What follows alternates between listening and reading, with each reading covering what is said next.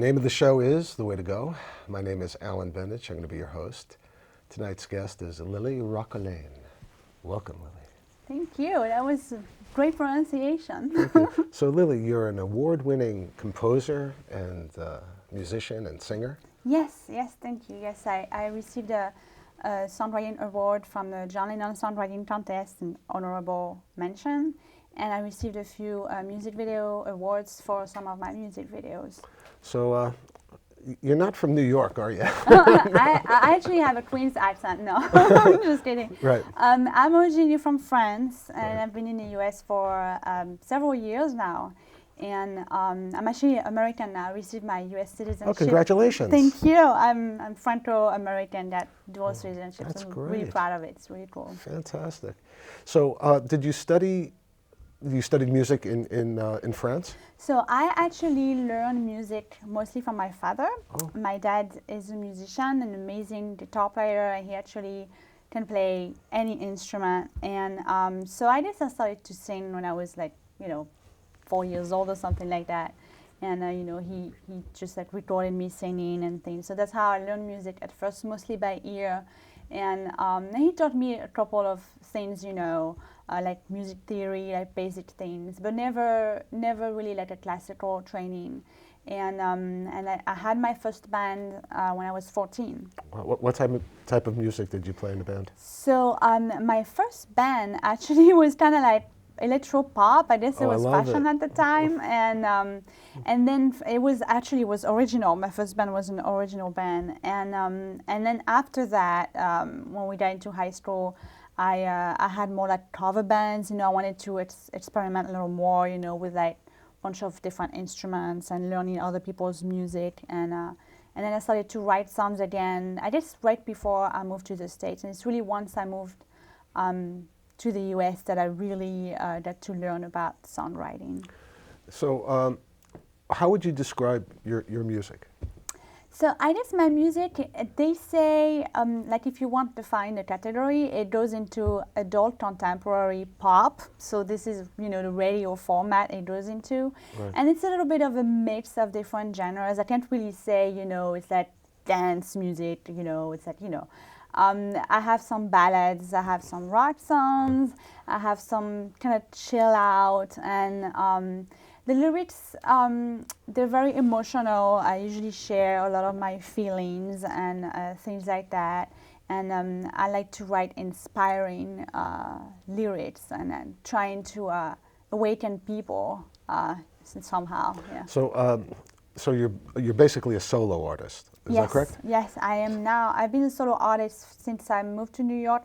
I lived in Cleveland for a few years before that, and I had 2 rock bands there. Wow. And I was. Well, that's the place to have a rock band, right? Exactly, you got it. Yeah, Cleveland is definitely the place for rock music for sure. Right. And yeah, my last band there was more like a hard rock, actually, very metal, very different than from what I'm doing now as a solo artist. So did you front the band, or? I did. Yeah, wow, that's yeah. great.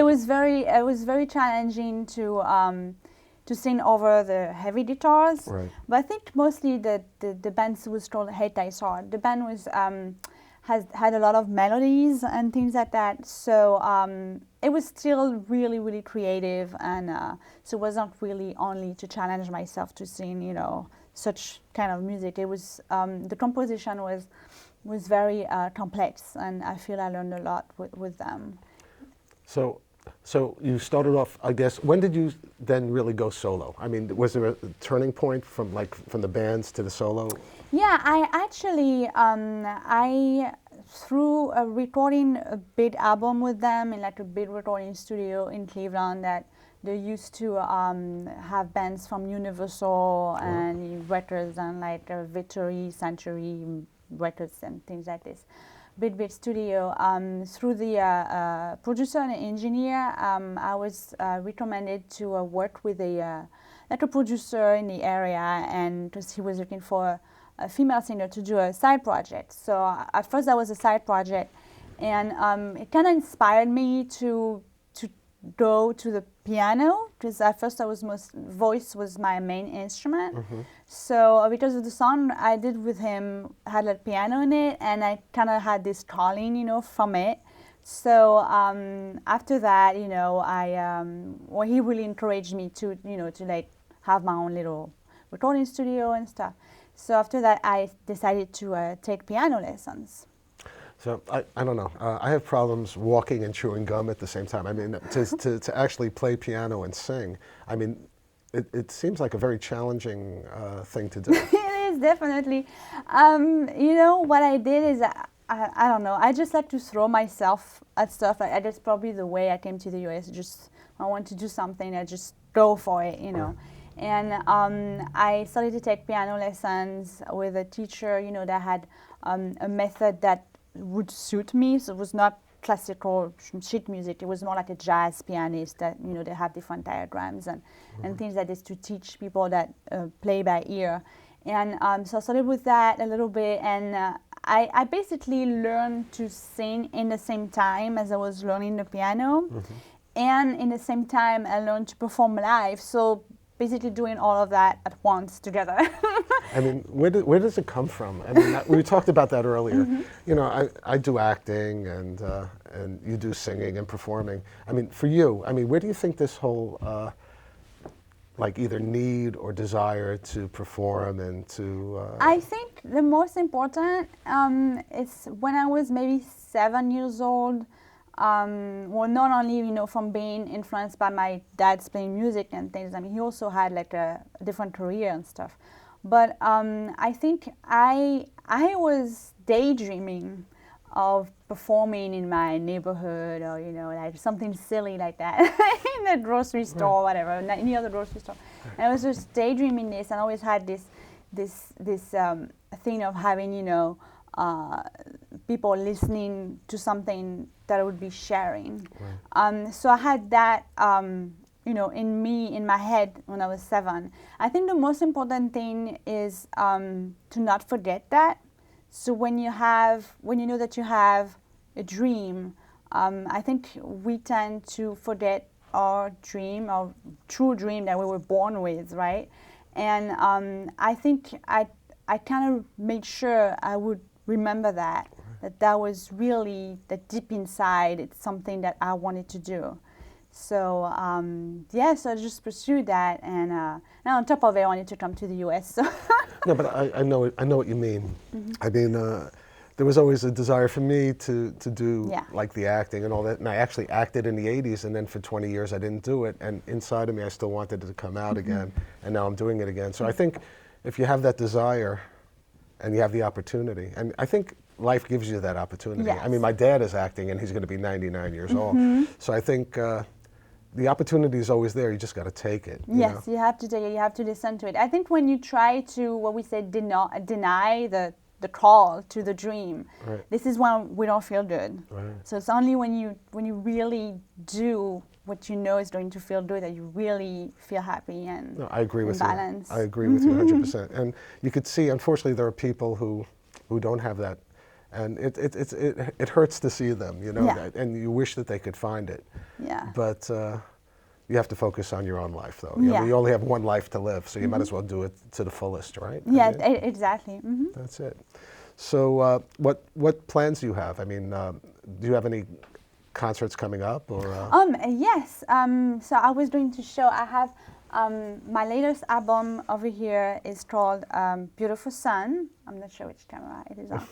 And I actually have 2 more. Since I'm showing this one, I'm going to show the others because I love them all. Right. This was my first solo EP. Can I see that? Yeah. Wow, that's... I was blonde. Beautiful picture. Beautiful picture, definitely. And this was the second solo album. It was kind of a follow-up of this. And actually, since I'm talking about this record, I had 2 songs on this one, and one of this that were featured for dance choreography on Lifetime TV on Dance Moms. Wow, Dance Moms. Yeah, that was really cool, and I had a lot of more fans, following the show. I mean, because they have 3 million viewers. Oh my God! So I had a lot of the fans following me and stuff. So that was really cool. So anyway, so I I've released this one just a year ago, and I've been promoting it. I love that picture. I've seen that on Facebook. And, thank you. Yeah, it's a picture, photo credit by Ken Arthur. He's a wonderful, wonderful photographer. Yeah, that's a good shot. It's it's very tough. striking. Yeah, it's like I'm coming. And so yeah, I have this this big show coming up on May 2nd. And it's Friday, May 2nd at 7:30 at the Bitter End. Oh, wow, that's cool. And I really like this place. I've played there before. It's a very legendary, Oh, definitely. I remember the Bitter End from like the 60s. Then they've had Bob Dylan playing there, all kind of, Sarah McLachlan, Tori Amos. They all LiLi. play there. Me! So I'm actually going to be opening for Bruce Sudano. Yes. I don't know if I'm saying the name right. He is the husband of the late Donna Summer, and he also created songs for Michael Jackson and Dolly Parton, and he's the one that wrote the song for his wife, Bad Girl. Oh, I Donna love that. Summer. Oh, my that God. was his creation, so I remember really I remember honored. the disco days. Yeah, definitely. So that was a big hit. Oh, yes, my God. I really like the song. I think it's and have you met him?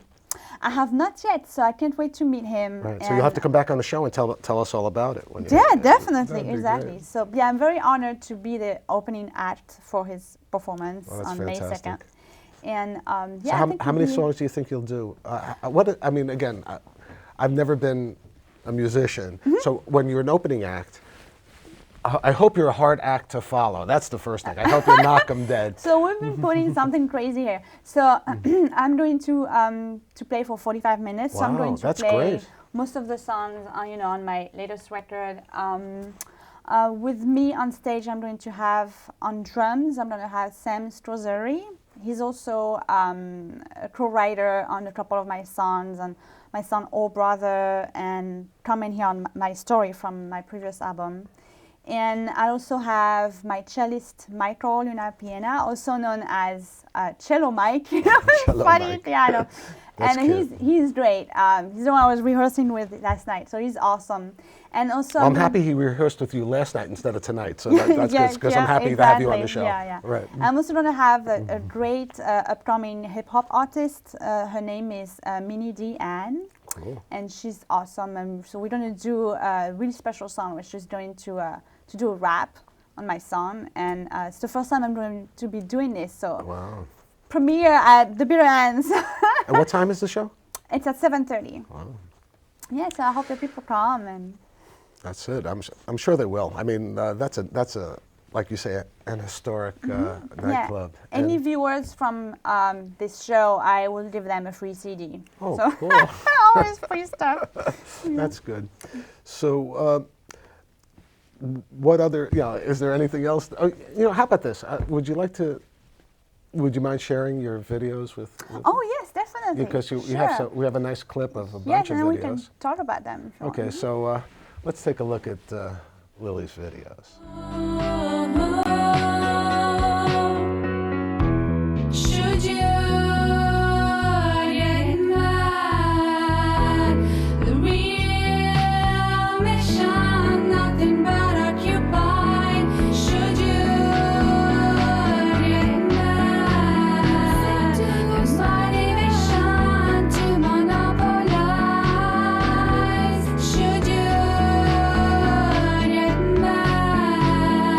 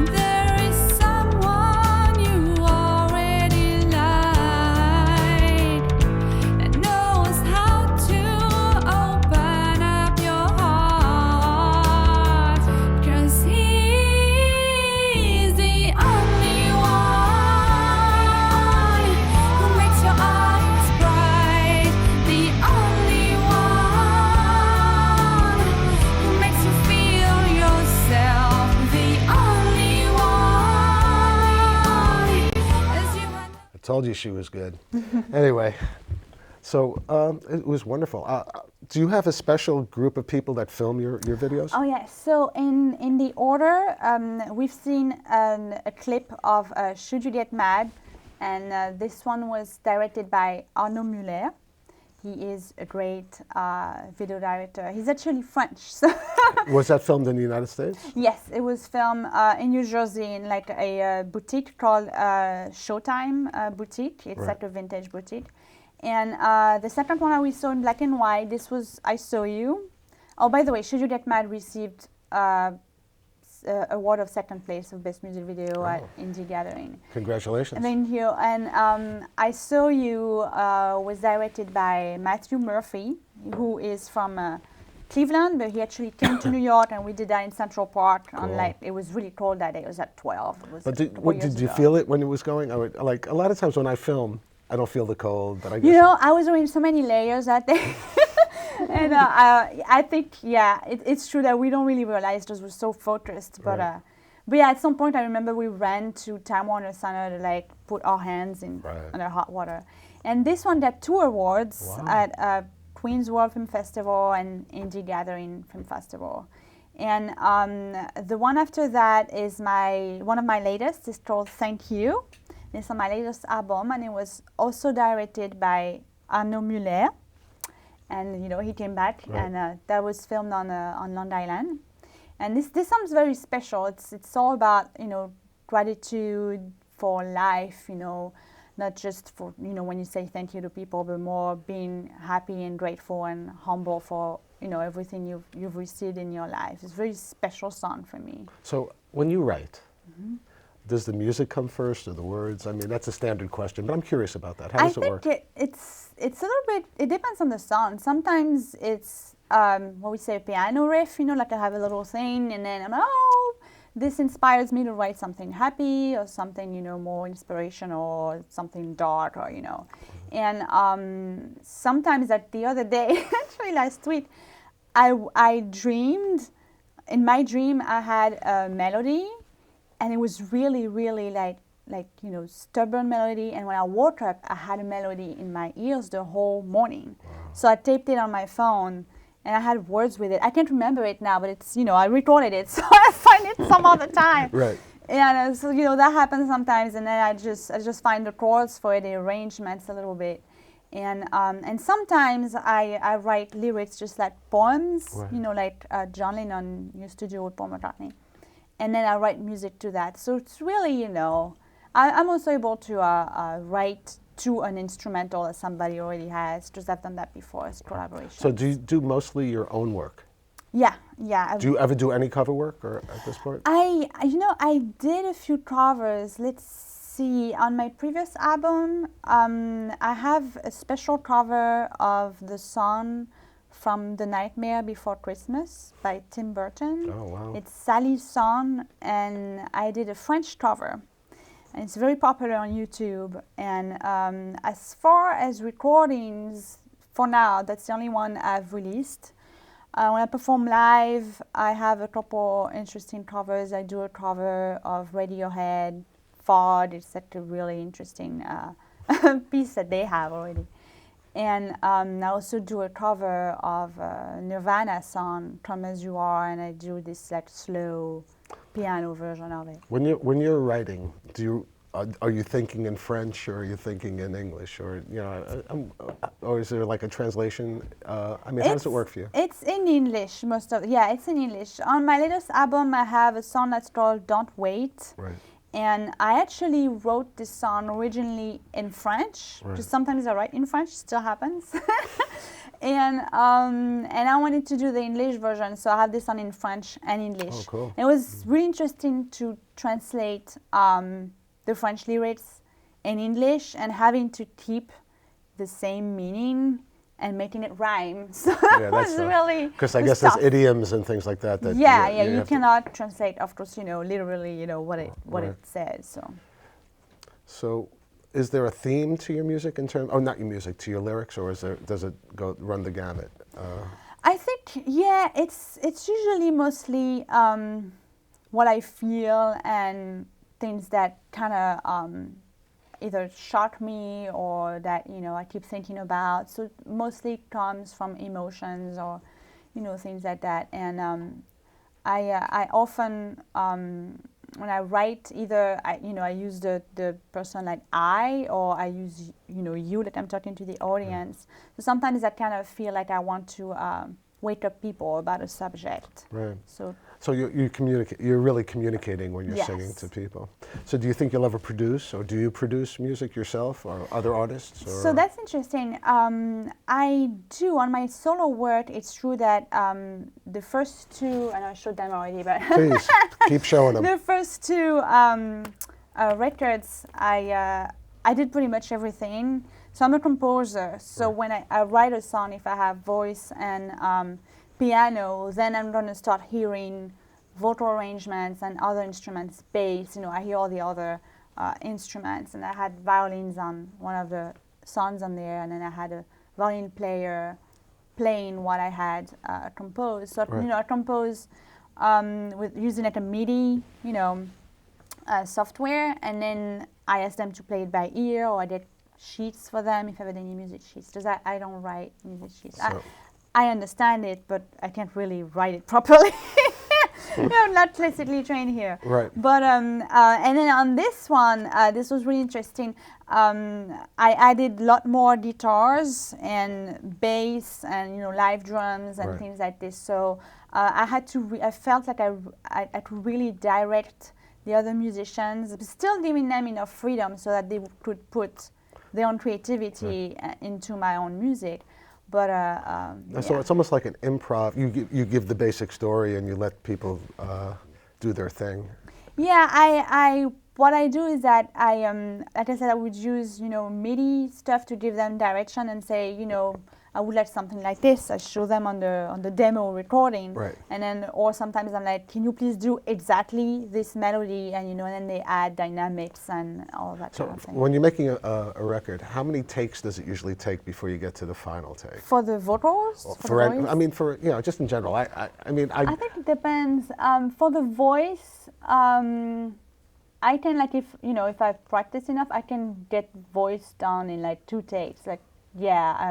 I'm usually straightforward when I do, and harmonies. Harmonies, sometimes I have to try several things, and then I let it sit, and then I listen to it 3 days later to see if I really like it, or So I think it's important. And how about the music? I mean, when you have your musicians, I think it's worth it to hire like a guitar player or bassist that's really good, so you don't waste time in the studio. Right. So yeah. I sat in on a couple of recording sessions when I was in Hollywood when Stanley Clarke was the producer. And I was just amazed at the consoles and all that stuff. So I mean, when you go, I mean, there's a full console and all that stuff. Well, nowadays, it's very. I've done this before with the rock band in Cleveland. It was at this gigantic studio. But nowadays, what we do, we kind of, because of digital recording now, you can record, the drums in like a drummer studio, and then you do the guitars at like another, little studio. So you have like 5 or 6 so it different could be like studios. virtual. And then the mixing engineer is the key, because he needs to, take everything and mix it properly. Wow. That to That's me how is it's done now. it's crazy. It's a new world, Yeah. I mean, back in the 80s, I mean, they were doing it on the board, but I guess you could just, it doesn't matter where you are anymore, right? I mean, exactly. The drummer It's all could be digital. in a different country. Oh yeah, absolutely. That happens a lot. Wow, it's crazy. This, the modern age, So the future looks good for you, right? I mean, are you excited? Yeah, I am. So, the last video clip you saw on the video, this is called The Only One. This was my latest music video. I released that the end of November, and that was an amazing music video premiere. Many people. It was great. So, I just released that, and still promoting the album like tonight, with you. And I'm starting to look a little bit on working with other artists to do collaboration, single tracks. We'll see how that goes, because it depends on the people. I hate to tell you this. Sometimes shows go really long, and sometimes shows go like that, and it's the good ones that go like that. and this was one of them. So I'm really happy that you're on the show. Oh, well, thanks for having me. And there's only one thing left to say. That's a wrap. Good night, folks. Sweet thing, honey pie, looking good, caught my eye. I dig your vibe, your smile. Come here, let's talk for a while.